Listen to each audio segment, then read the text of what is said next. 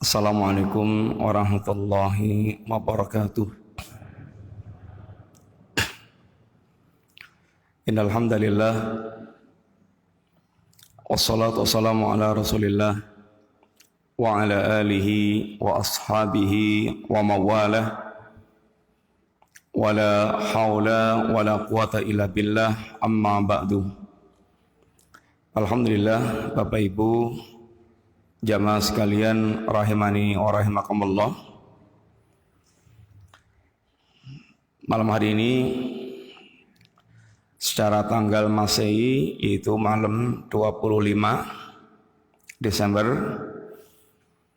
dan kebiasaan secara umum kaum muslimin memiliki kebiasaan polemik berkaitan dengan ucapan selamat kepada pemilik keyakinan yaitu kaum Nasrani. Seorang muslim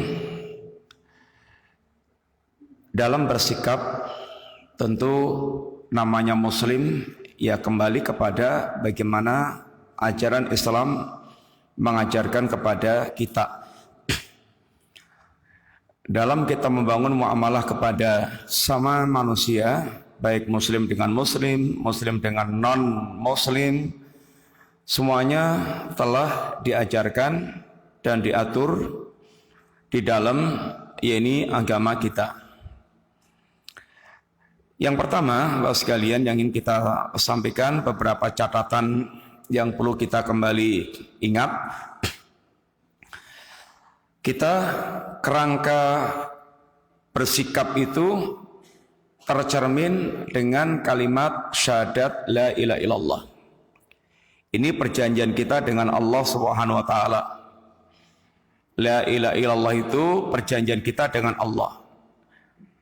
Kalau kita muslim, maka yang pertama kali kita ucapkan adalah asyhadu an la ilaha illallah wa asyhadu anna Muhammad Rasulullah. Ini adalah perjanjian kita dengan Allah taala untuk kita menjadi muslim.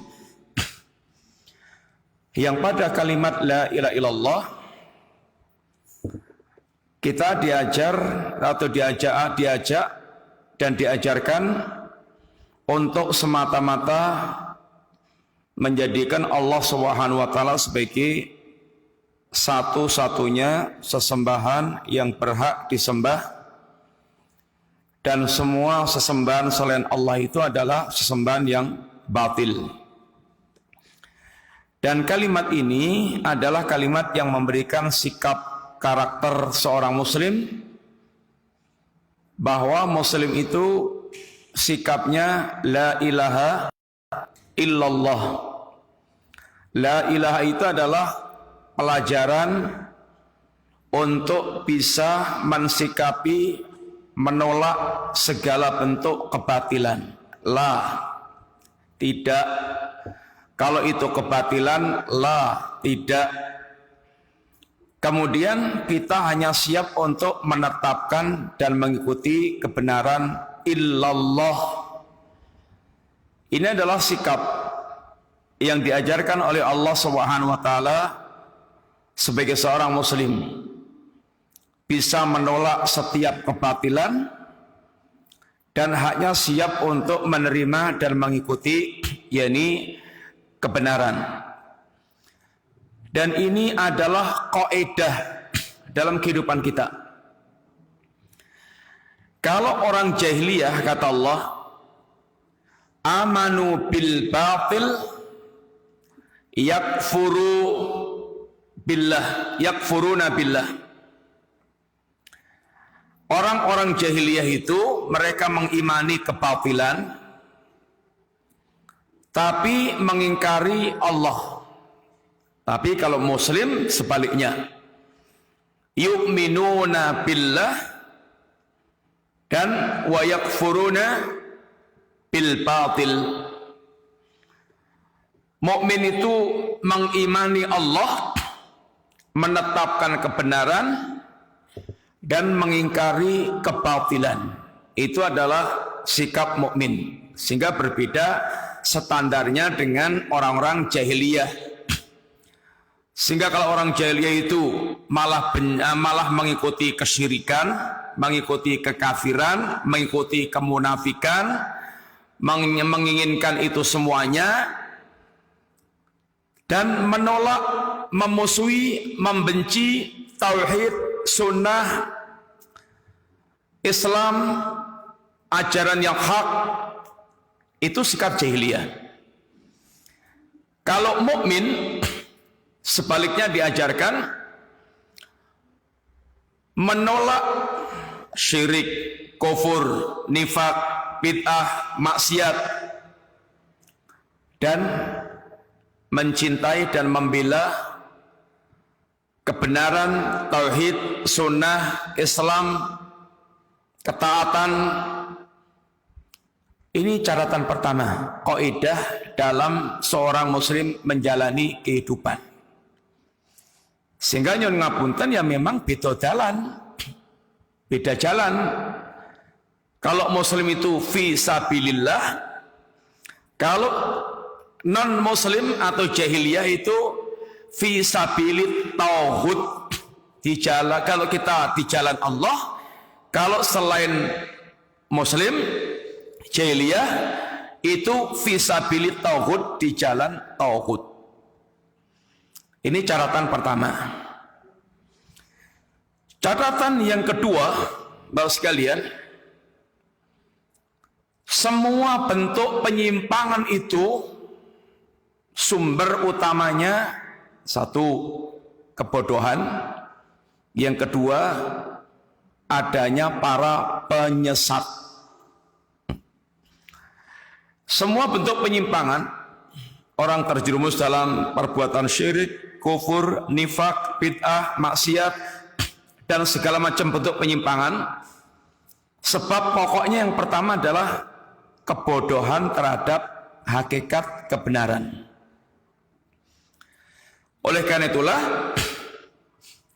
Allah Subhanahu wa taala kisahkan atau sebutkan di dalam beberapa ayat kisah tentang umat-umat yang mereka ingin menyimpang atau hampir menyimpang atau telah menyimpang.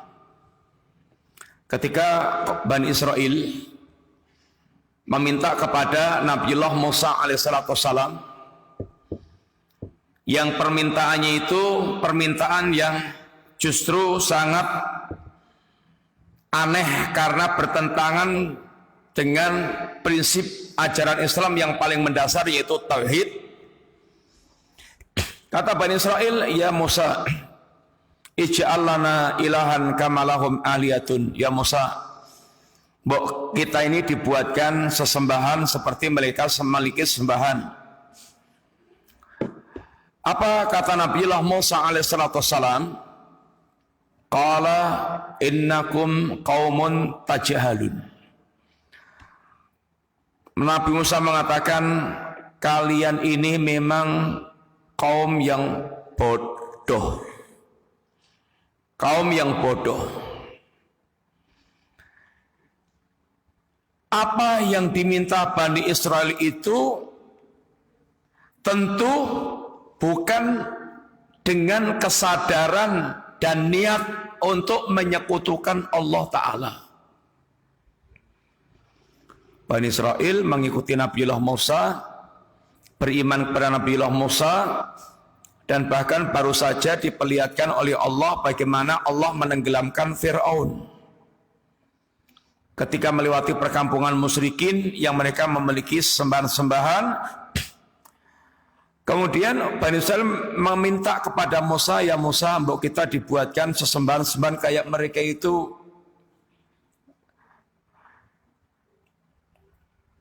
Kata Musa, kalian ini memang kaum yang bodoh. Kalau mungkin bahasa kita, ya walah jan. Kok ya bodoh teman kalian itu. Kebodohan seseorang tentang ajaran agamanya itu kadang justru mereka meminta hal-hal yang bertentangan dengan agamanya tapi nggak sadar, nggak nyangka. Kalau dalam bahasa kita ini sering sekali kemudian diistilahkan dengan yang islami-islami. sajen Islami, jadilan Islami, kemudian apalagi film Islami. Dia anggap yang begitu sudah berubah menjadi Islam. Bapak sekalian, kebodohan hampir saja mengantarkan mereka terjerumus dalam perbuatan syirik. Kaum muslimin di zaman kita sekarang ini yang melakukan perbuatan-perbuatan kesyirikan itu ya tidak mau kalau dikatakan juga penjenengan musyrik, penjenengan ngelampai amalan syirik, ya nggak mau, pasti bakal bengok, kemudian protes dan nggak mau dikatakan akan perbuatan syirik. Kenapa sih? Ya karena nggak paham. Labuan di pantai selatan, sajen Nyoro Kidul, sajen Mbah Petruk, kemudian sajen demit-demit, tempat-tempat yang dianggap keramat, kemudian ngingu jimat-jimat, kemudian merdukun, dan seterusnya macam-macam. Mereka kalau kemudian dibilangi nyon ngapunten panjenengan iku musyrik, ya enggak mau. Karena memang tidak paham bahwa itu ada perbuatan syirik. Dan mereka sedang meyakini sedang tidak menyekutukan Allah. Sehingga dianggap biasa-biasa. Dan sangat mungkin orang yang mereka tidak paham tentang agamanya terjerumus dalam perbuatan yang bertentangan dengan agamanya dan mereka tidak sadar.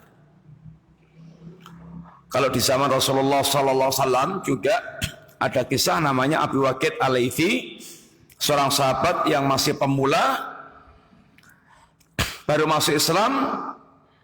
Kemudian ketika ikut Nabi perang Hunain, di lembah Hunain, di penduduk lembah Hunain, suku Hawazin, melihat orang-orang musyrik memiliki pohon yang dikeramatkan namanya Dzatu Anwat. Melihat pemandangan orang musyrik memiliki pohon yang dikeramatkan, tempat mereka menggantungkan senjata, tempat mereka etikaf semedi di situ. Abu Waqid Al-Laythi melihat seperti itu kok kayaknya bagus. Kemudian minta kepada Rasulullah SAW, ya Rasulullah, ija'al lana Dzata Anwat kama lahum Dzatu Anwat. Ya Rasulullah, mbok kita dibuatkan Dzatu Anwat seperti mereka memiliki Dzatu Anwat. Kata Nabi, Allahu Akbar. Nabi terkejut, kok yono wong Islam kok njaluk yang seperti ini, yang kalau dituruti sesungguhnya dia akan terjatuh dalam syirkun akbar. Maka kata Nabi, Allahu Akbar. Qultum kama qalat Bani Israil, yang kamu katakan itu seperti permintaan Bani Israil kepada Musa, ya Musa ij'al lana ilahan kama lahum aliyatun qala innakum qaumun taj'alun. Kemudian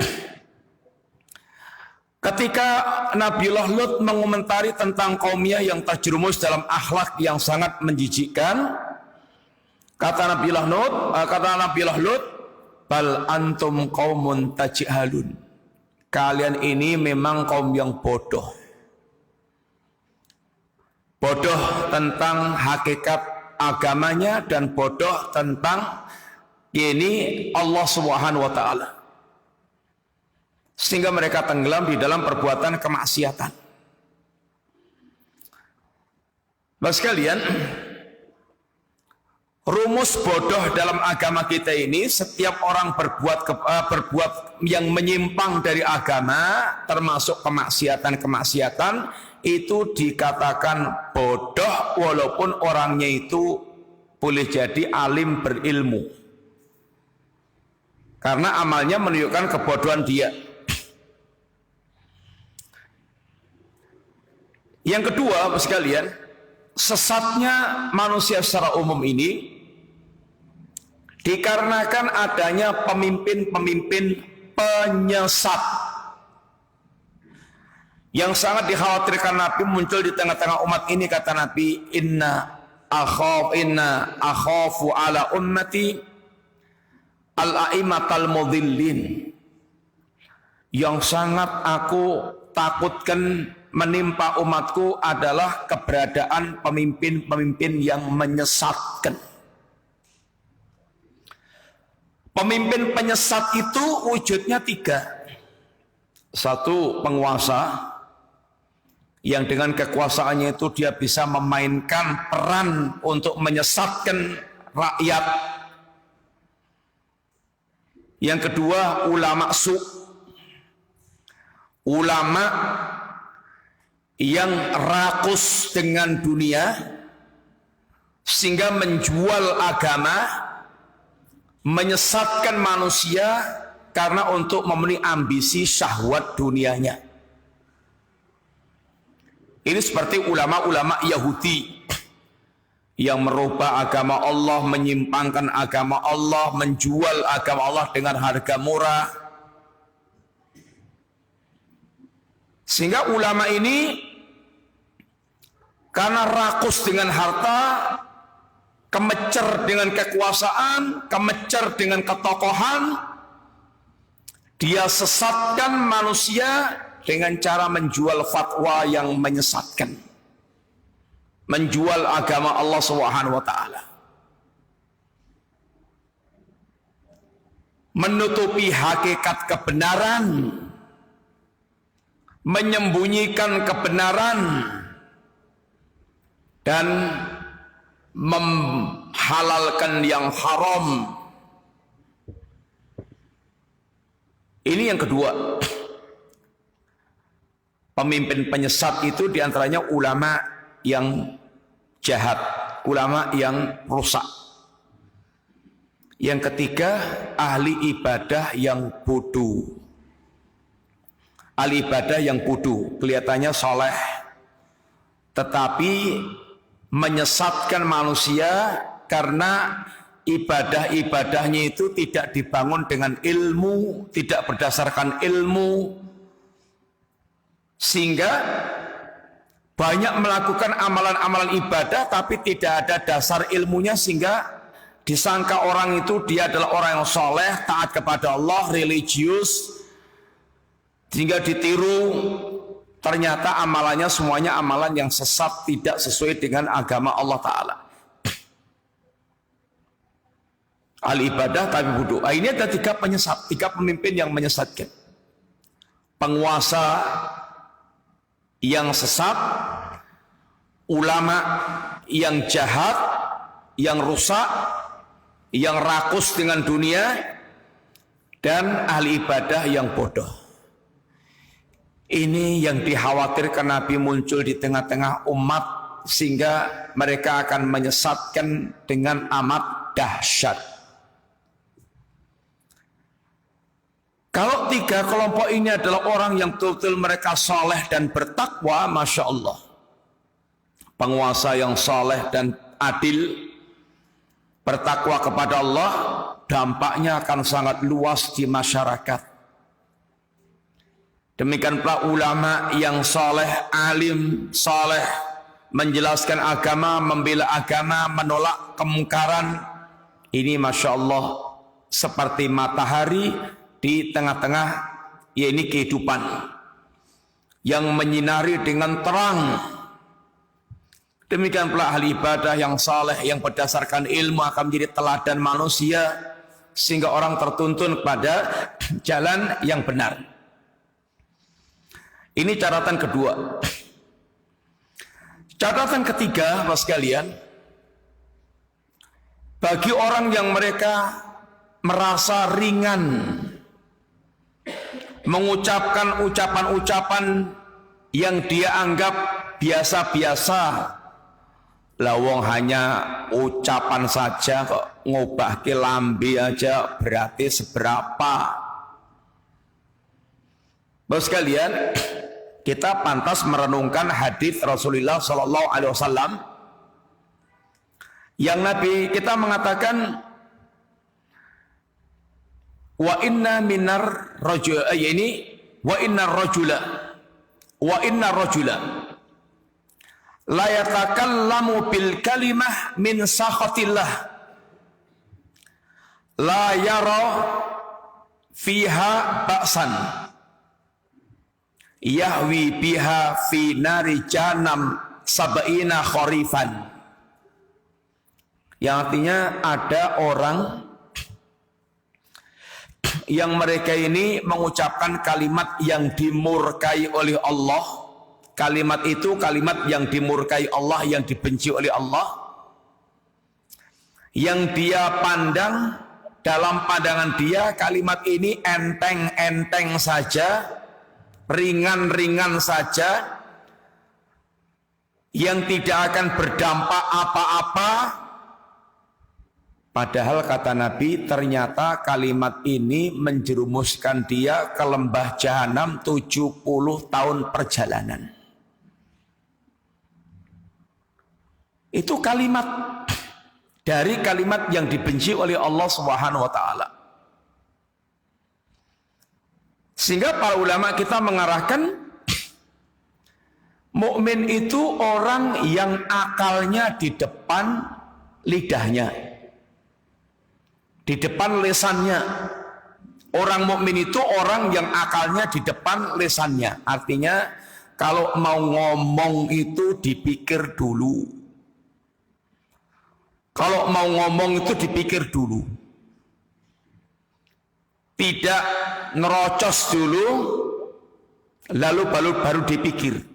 Akan menjadi penyesalan yang sangat besar. Dan jangan punya slogan, wong hanya omongan aja kok. Bapak sekalian, omongan itu memiliki konsekuensi yang serius. Yang ngapunten,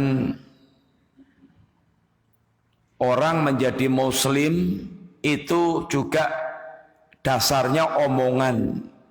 Apa? Saya ngucap syahadat asyhadu alla ilaha illallah wa asyhadu anna Muhammad Rasulullah, itu omongan. Dan dengan omongan itu menjadi muslim.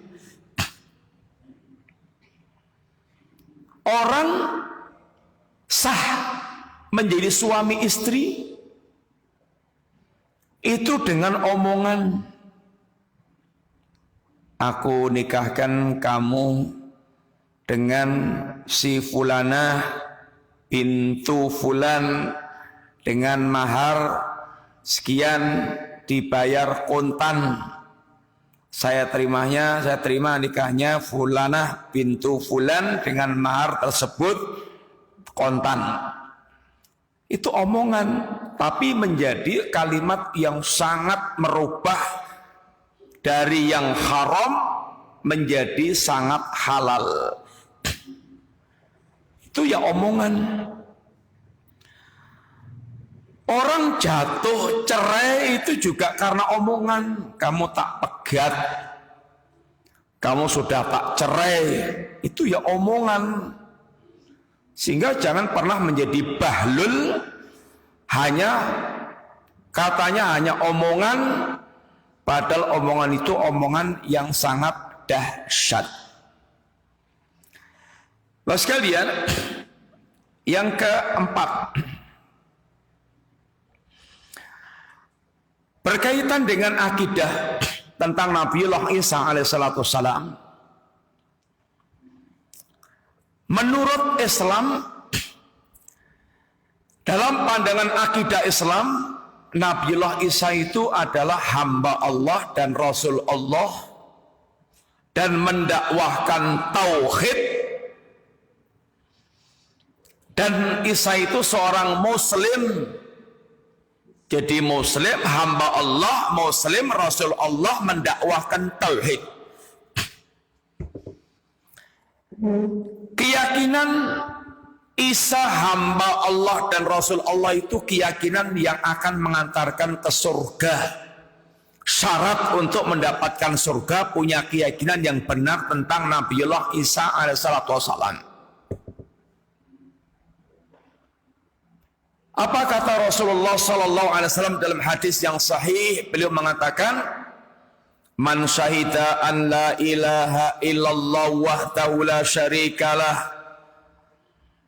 wa anna Muhammadan abduhu wa rasuluh wa anna Isa Abdullah wa rasuluhu wa kalimatuhu alqaha ila Maryam barruhu minhu wal jannata haqqun wan nara haqqun adkhalallahu al jannata ala makana minal amali. Kata Nabi, barang siapa yang bersaksi bahwasanya tidak ada sesembahan yang sesungguhnya yang sebenarnya kecuali Allah saja, yang tidak ada sekutu bagi Allah, satu. Yang kedua, barang siapa bersaksi bahwa Muhammad itu hamba Allah, bukan Tuhan, bukan anak Tuhan. Muhammad itu bukan nur Allah, bukan Muhammad itu bukan sebab Muhammad diciptakan dunia dan seisinya. Itu keyakinan Nur Muhammad yang batil, yang rusak, yang syirik, yang khurafat. Muhammad itu adalah hamba Allah dan Rasul Allah.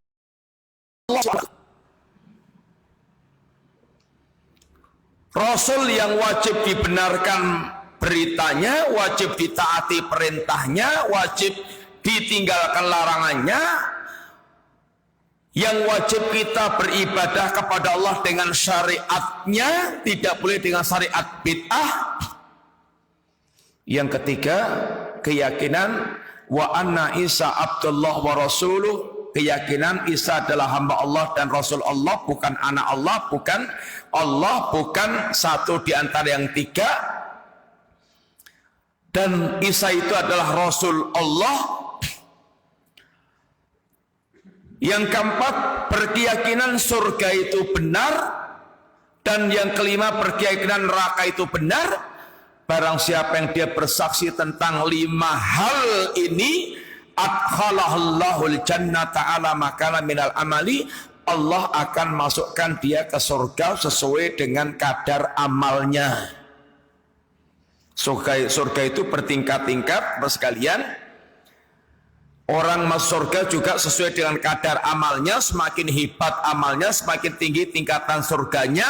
Dan keyakinan yang benar tentang perkara tadi adalah syarat mutlak untuk mendapatkan jannah. Dan Allah mengatakan tentang Nabiullah Isa alaihissalam, mal masihu ibnu Maryam illa rasulun qad khalat min qabli rusul wa ummuhu siddiqah kana yaqulani ta'am. Tidaklah Nabiullah Isa itu kecuali adalah Al-Masih ibnu Maryam. Mal-Masih ibnu Maryam ila rasulun. Tidaklah Al-Masih ibnu Maryam, tidaklah Isa ibnu Maryam itu tidak lain adalah Rasulullah, Rasul Allah, utusan Allah yang telah berlalu para utusan sebelum Nabiullah Isa. Sebelum Isa ada Musa, ada Yusuf, ada Ibrahim, ada kemudian nabi-nabi yang semuanya telah diutus oleh Allah Ta'ala. Dan Isa adalah salah satu di antara rangkaian mata rantai utusan Allah yang Allah utus ke tengah-tengah kehidupan.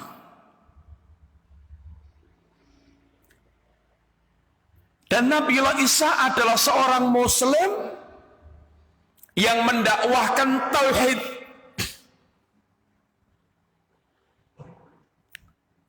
Kata para hawari yang menjadi pengikutnya Nabiullah Isa alaihissalam, washhad bi anna muslimun, saksikan kami adalah kaum muslimin. Dan Nabiullah Isa alaihissalam, apa yang diserukan kepada manusia sama dengan yang diserukan oleh Nabiullah Nuh, Nabiullah Ibrahim, Nabiullah Musa, Nabiullah Yusuf, Nabiullah Muhammad sallallahu alaihi wasallam, sama. Ma qultu lahum illa ma amartani bih an ibudullaha rabbi wa rabbakum. Tidak ada yang aku katakan kepada manusia ya Allah kecuali apa yang engkau perintahkan kepadaku, dan seruanku kepada mereka yang engkau perintahkan kepadaku adalah anibudullaha, sembahlah Allah, yang Allah itu Rabbi wa Rabbakum, Rabbku dan Rabb kalian. Ini adalah seruan tauhid, seruan la ilaha illallah.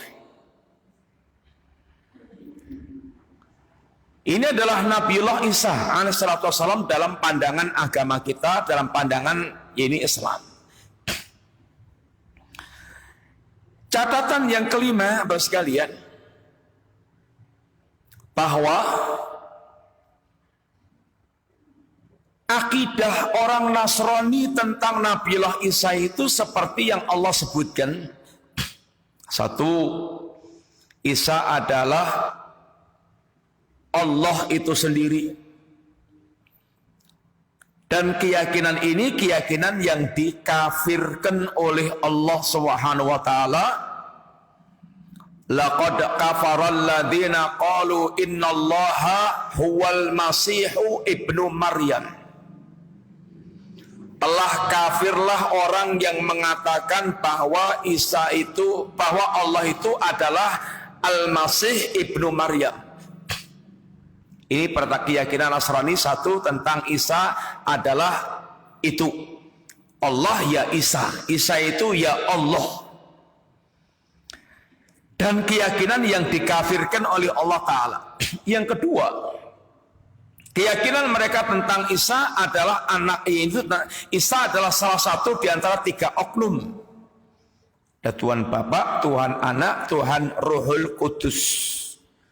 Sehingga satu di antara 3 oknum yang Allah juga kafirkan dengan ungkapan Allah, laqad kafaral ladzina qalu innallaha thalithus salasah. Telah kafirlah orang yang mengatakan Allah satu di antara yang 3.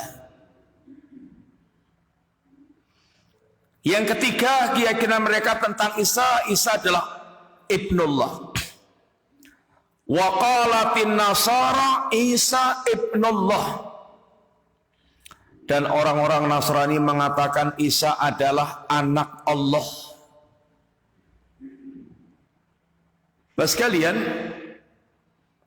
yang ucapan Isa anak Allah ini ucapan yang super mungkar, yang Allah jelaskan di dalam ayat Al-Quran dalam surat Maryam.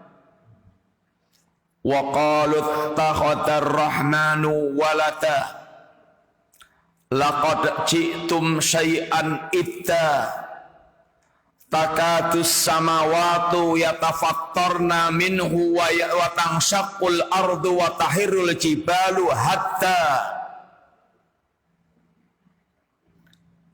Mereka mengatakan bahwa Allah Ar-Rahman memiliki anak. Allah katakan, sungguh kalian telah mendatangkan ucapan yang super mungkar, dosa yang sangat besar. Ucapan ini, kata Allah Ta'ala, ucapan yang hampir-hampir membuat langit itu runtuh, bumi itu terbelah, gunung itu jugruk, gara-gara ucapan anda oleh rahmani walada, gara-gara mereka mendakwah Allah Subhanahu wa taala itu memiliki anak.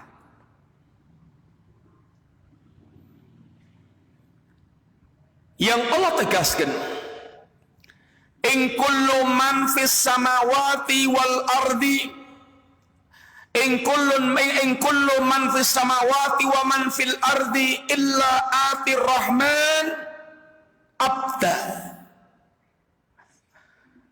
Semua nanti akan datang kepada Allah Subhanahu wa taala. Semua yang di langit dan yang di bumi akan datang menemui Allah dalam keadaan sebagai hamba. Gak ada yang berstatus anak, gak ada yang berstatus Allah, gak ada yang berstatus sepertiga dari Allah, gak ada. Semua akan datang sebagai hamba.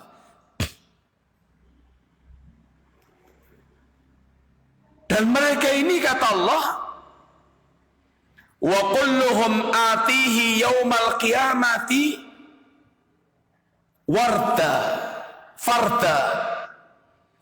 dan mereka kelak akan datang mendatangi Allah dari kiamat kelak dalam keadaan sendiri-sendiri. Nggak ada pengawal, nggak ada bodyguard, nggak ada pembela. Masing-masing orang akan datang kepada Allah untuk mempertanggungjawabkan semua yang mereka telah lakukan ketika di alam semesta, di bumi, di dunia sekarang ini. Bapak sekalian, sehingga keyakinan ini keyakinan yang super batil, keyakinan super batil. Yang Allah Subhanahu wa taala menegaskan tentang hakikat jati dirinya, qul huwallahu ahad Allahus samad lam yalid wa lam yulad wa lam yakul lahu kufuwan ahad. Katakanlah bahwasanya dia Allah itu ahad, tunggal, enggak dua, enggak tiga, satu-satunya.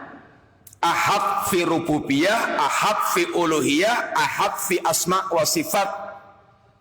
Tunggal dalam kepemilikan rububiyah, tunggal dalam kepemilikan nama dan sifat yang sempurna, tunggal dalam kepemilikan hak untuk disembah. Allah itu as-samad, tempat bergantungnya semua makhluk, sehingga makhluk semuanya butuh Allah, sedangkan Allah tidak membutuhkan makhluk. Allah itu lam yalid walam yulad, tidak melahirkan dan tidak dilahirkan, karena Allah tidak butuh kepada apa dan siapa. Allah yang menegakkan segala urusan pribadi dan para makhluknya. Qaimun, Allah adalah hayyul qayyum. Allah adalah al-hayyu, zat yang maha hidup yang tidak pernah mengalami kematian. Al-qayyum, yang menegakkan segala urusan diri dan para makhluknya, yang merawat alam semesta sehingga matahari beredar dari awal sampai sekarang tidak pernah berubah, tidak pernah bergeser. Semua yang ngatur tentang alam jagat raya hanyalah Allah Subhanahu wa taala. Sehingga ucapan Allah itu mengambil anak, ini ucapan yang sangat-sangat mungkar. Kemudian yang ke-6, Bapak sekalian, bahwa seorang muslim dalam praktek menghargai, bertoleransi kepada pemilik keyakinan yang batil itu tidak boleh dengan atau sampai mengorbankan akidahnya. Bapak sekalian, kita diajarkan memiliki toleransi yang tinggi dalam bermuamalah, dan tidak ada ajaran yang sebaik Islam, yang seindah Islam dalam mengajarkan toleransi. Bersama dengan keyakinan yang tidak boleh berubah seujung rambut pun, yang sampai Nabi Shallallahu Alaihi Wasallam kalau soal keyakinan itu tidak bisa dibayar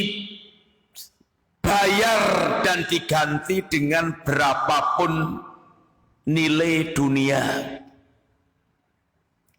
Kata Nabi, seandainya mereka bisa meletakkan matahari di tangan kananku, bulan di tangan kiriku, dalam rangka aku untuk meninggalkan dakwah tauhid la ilaha illallah, aku tidak akan tinggalkan sampai Allah menangkan urusan dakwahku atau aku hancur dengan dakwah ini. La wada'u samsa fi yamini wal qamaru fi simali ala an atruka hadzal amra la atruku. Kata Nabi, seandainya mereka bisa meletakkan matahari di tangan kananku, bulan di tangan kiriku, agar aku meninggalkan dakwah tauhid ini, tidak akan aku tinggalkan sampai aku dihancurkan dengan dakwah ini atau aku dimenangkan dengan dakwah ini. Sehingga ini urusan besar. Dan Islam mengajarkan kalau soal toleransi dengan orang kafir atau musyrik itu, Islam sangat menegaskan kita tidak boleh berbuat zalim, zalim walaupun kepada orang yang sangat kita benci sekalipun. Kita diperintahkan untuk berbuat adil dan kita tidak dilarang untuk berbuat baik kepada mereka. La yanhaakumullahu 'anil ladzina lam yuqatilukum fid-din wa lam yukhrijukum an tabarruhum wa lam yukhrijukum an min diyarikum an tabarruhum wa tuqsitu ilaihim. Wahai orang-orang yang beriman, yang punya kecintaan yang besar kepada Allah dan kebencian yang memuncak kepada kekafiran dan kesyirikan dan kepada kemunafikan, Allah tidak melarang kalian untuk berbuat baik dan berbuat adil kepada orang yang tidak memerangi kalian karena agama dan tidak mengusir kalian dari kampung halaman kalian. Allah tidak melarang untuk berbuat baik dan berbuat adil. Kita boleh ngasih hadiah kepada orang Nasrani, orang kafir, kita boleh menolong mereka, kita boleh membantu mereka, kita boleh bertetangga dengan mereka dan wajib berbuat baik dengan tetangga walaupun dia kafir. Kita dilarang mendolimi mereka. Sampai Allah pun tegaskan, wala yajrimannakum syana'anu qaumin ala alla ta'tilu i'tilu huwa aqrabu littaqwa. Jangan sampai kebencian kamu kepada suatu kaum menyeret kamu berbuat tidak adil. Tetaplah berbuat adil, karena keadilan itu lebih dekat kepada ketakwaan. Bapak sekalian, sehingga toleransi kita kepada mereka tidak terhalang kita untuk bermuamalah dagang, bermuamalah pinjam meminjam, bermuamalah gade menggade, bermuamalah beri memberi, bermuamalah kita menolong mereka, menjenguk mereka,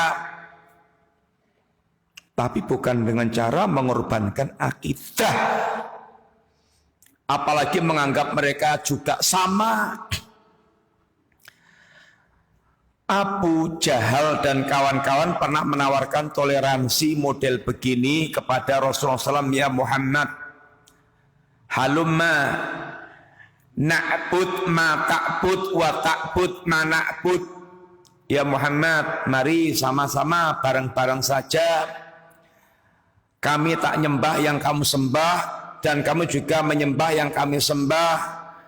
Wa nastarik fi amrina kulli dan kita mari bareng-bareng berserikat dalam segala urusan. Kalau dalam agamamu ada kebaikan, aku juga sudah mengambil. Kalau dalam agamaku ada kebaikan, kamu juga sudah mengambil. Toleransi yang diinginkan, yang diajakkan oleh Abu Jahal dan kawan-kawan. Bahwa udahlah, ayo sekarang guyub, rukun, tentrem, urip, rasa, macem-macem. Bareng-bareng wae kabeh. Turun surat Qul ya ayyuhal kafirun yang menegaskan kepada mereka dengan penegasan yang super tegas,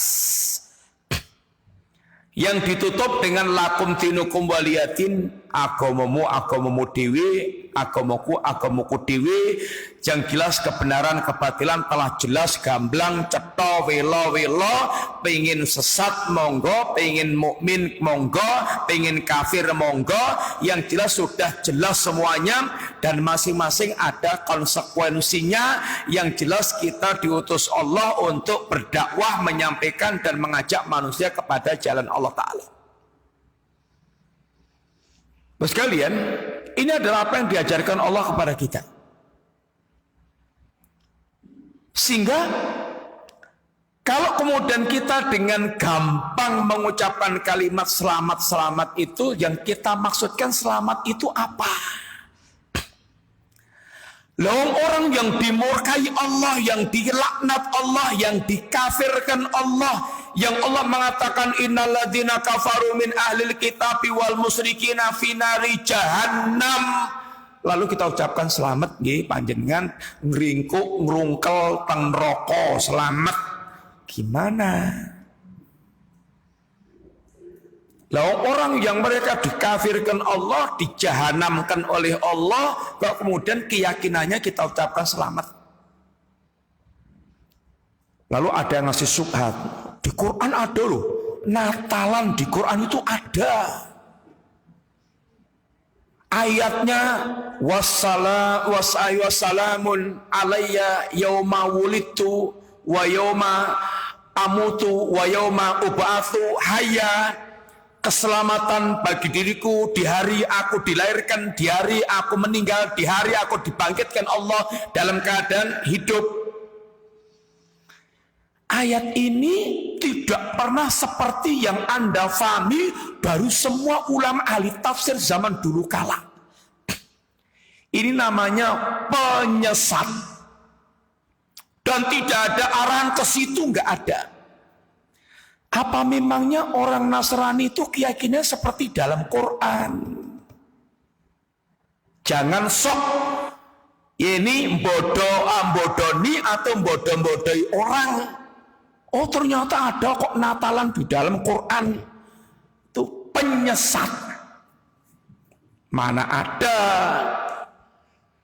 Sehingga ayat yang diambilkan itu ayat yang namanya syubhat, ingin membuat kerancuan dengan mengawur-ngawurkan tafsirnya. Dengan mengawur-ngawurkan tafsirnya. Terus kalian ngapunten, ini akidah kita, harga mati, dan ini yang paling menyelamatkan kita menghadap Allah, jangan dijual. Cuma jual ini artinya kita sudah nggak punya apa-apa lagi. Ini adalah aset terakhir. Ya, ini apa yang manfaat di hadapan Allah. Yauma la yanfa'u malun wala banuna illa man atallaha biqalbin salim. Hari itu harta kita, anak kita sudah nggak berguna lagi kecuali orang datang kepada Allah dengan hati yang selamat. Nah, dan mudah-mudahan manfaat. Kita tuangkan dulu. Mudah-mudahan Allah membimbing kita dengan di atas agama yang lurus dan tidak keprosok-prosok di dalam kesesatan dan pemikiran yang menyesatkan. Maturnuwun sangat.